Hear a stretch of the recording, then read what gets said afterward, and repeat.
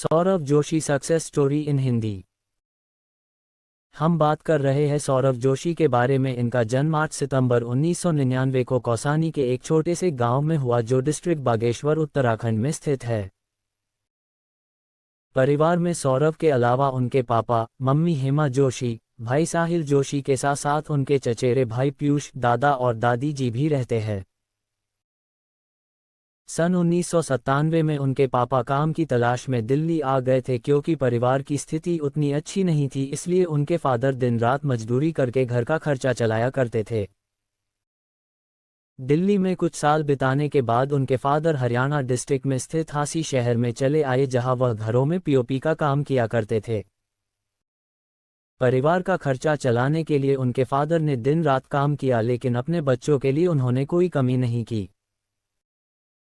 Unstable काम के चलते उनके फादर को कई बार घर बदलना पड़ा। करीब 9 घर बदलने के बाद फाइनली अपने किराएदार से उन्होंने मकान खरीद ही लिया, जिसके फलस्वरूप सौरभ ने अपने क्लास 12 तक 5 स्कूल बदल दिए थे। वो पढ़ने में एक एवरेज स्टूडेंट थे, इसीलिए इंटरमीडिएट में मार्क्स उतने अच्छे नहीं आए, तो अब उन्हें अपने फ्यूचर की टेंशन सताने लगी। वो परेशान थे कि अब आगे क्या किया जाए। दोस्तों और रिश्तेदारों के सलाह के बाद उन्होंने आर्किटेक्चर करने की सोची, इसलिए वो इसकी तैयारी करने के लिए दिल्ली चले गए। 1 साल के इस कोचिंग के दौरान उन्होंने काफ़ी कुछ सीखा, जैसे विजुअल रिप्रेजेंटेशन, पर्सपेक्टिव ड्राइंग और बहुत कुछ।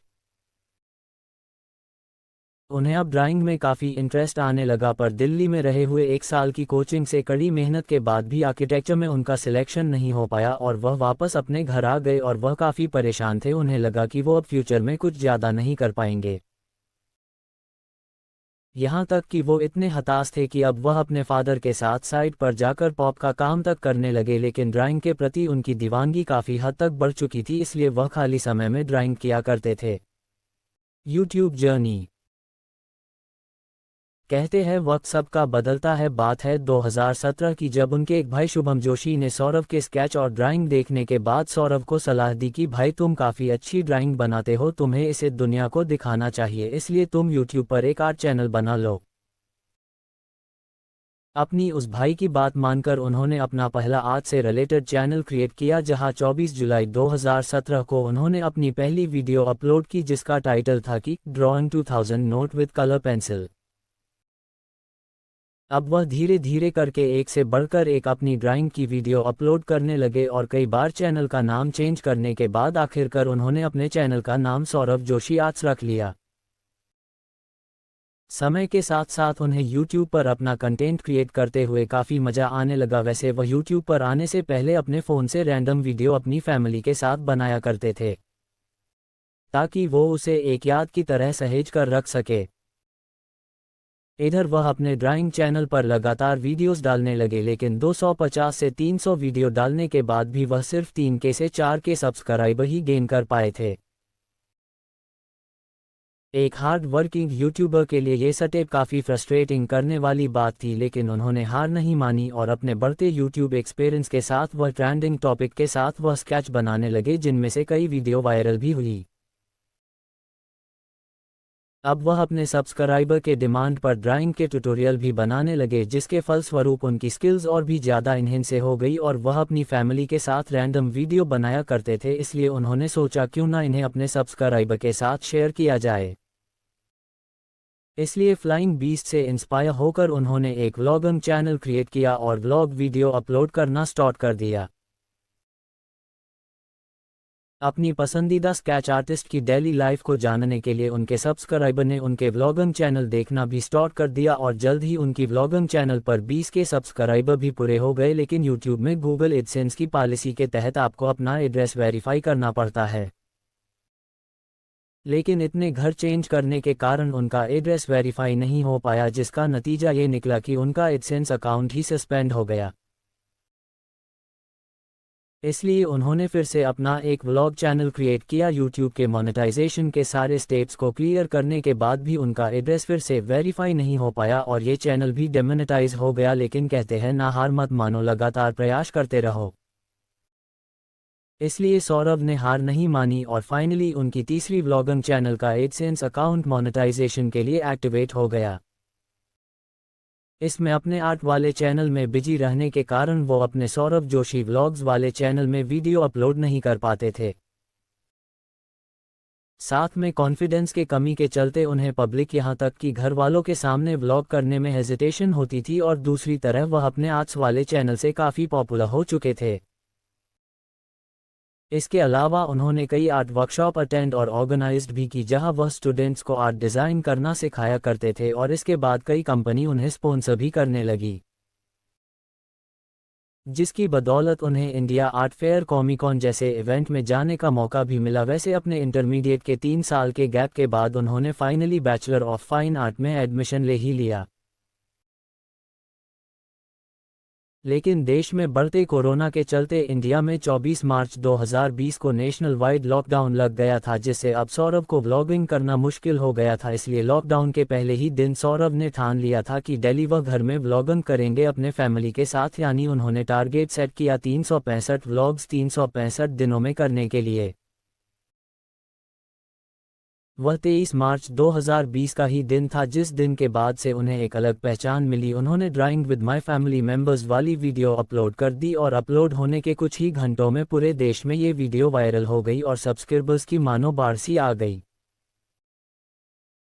इस वीडियो के अच्छे रिस्पॉन्स के बाद वह काफ़ी मोटिवेट हो गए, और वह अपनी डेली लाइफ के होने वाली इंसिडेंट को वो अपलोड करने लगे, जिसे दर्शकों ने काफ़ी पसंद किया। लेकिन लोगों के प्यार के साथ साथ उन्हें हेट भी मिलने लगी। अक्सर लोग उन्हें यही कहते कि क्या फालतू फैमिली की चीज़ें दिखता रहता है, लेकिन हेट की परवाह ना करते हुए वो डेली व्लॉग्स बनाने लगे। उनकी वीडियो में उनकी सिंप्लिसिटी और डाउन टू अर्थ की पर्सनालिटी की वजह से लोगों को उनका कंटेंट काफ़ी पसंद आने लगा। लोग उनके व्लॉग से अपने आप को काफ़ी हद से कनेक्ट करने लगे। ऊपर से पीयूष की नटखट हरकतें, और ऊपर से मम्मी जी की डांट, पापा जी का प्यार और दादी जी का स्वैग एक अलग ही लेवल देखने को मिलता है, जो सौरभ जोशी व्लॉग्स में 4 चांद लगाता है। और सच में उनके व्लॉग्स काफ़ी एडिक्टिव होती है। वो अपने आप को अपने ऑडियंस के साथ काफ़ी अच्छी तरीके से कनेक्ट करते हैं, और कई लोग उनकी वीडियो से रिलेट करते हैं।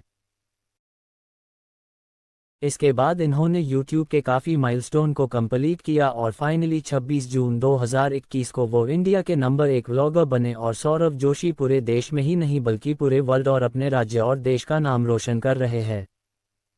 सौरभ जोशी के बारे में कुछ फैक्ट्स। 1. सौरभ जिस फेवरेट स्केच पेपर में अपना ड्राइंग किया करते थे, आज वही स्केच और ड्राइंग ब्रांड इन्हीं इनके द्वारा बनाई गई अम्मा जी के ड्राइंग को कवर पेज यूज़ करता है। 2. टीन एज में सौरभ इमो बॉयज फैशन से काफ़ी इंस्पायर्ड थे। 3.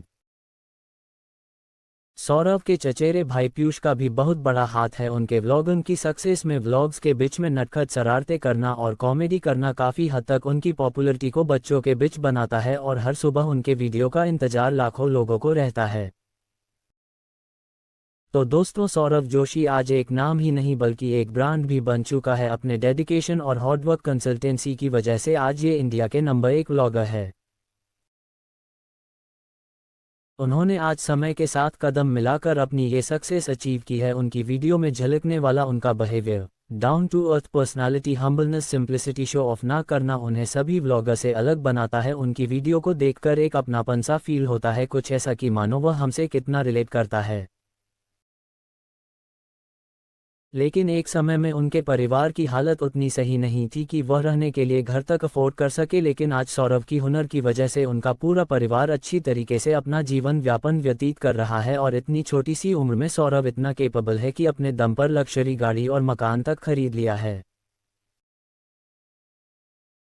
वो कहते हैं कि जो मेरे मम्मी पापा का सपना है मैं उन्हें पूरा करूंगा। उनके पेरेंट्स की मुस्कान बताती है कि उनके बेटे ने उनका नाम कितना रोशन किया है। तो दोस्तों, जिस तरीके से हमारे माँ बाप राजकुमार या राजकुमारी की तरह पालते हैं, उसी तरीके से हम सभी का फर्ज बनता है कि उनके बुढ़ापे में हम लोग उन्हें राजा और रानियों की तरह रखें। धन्यवाद।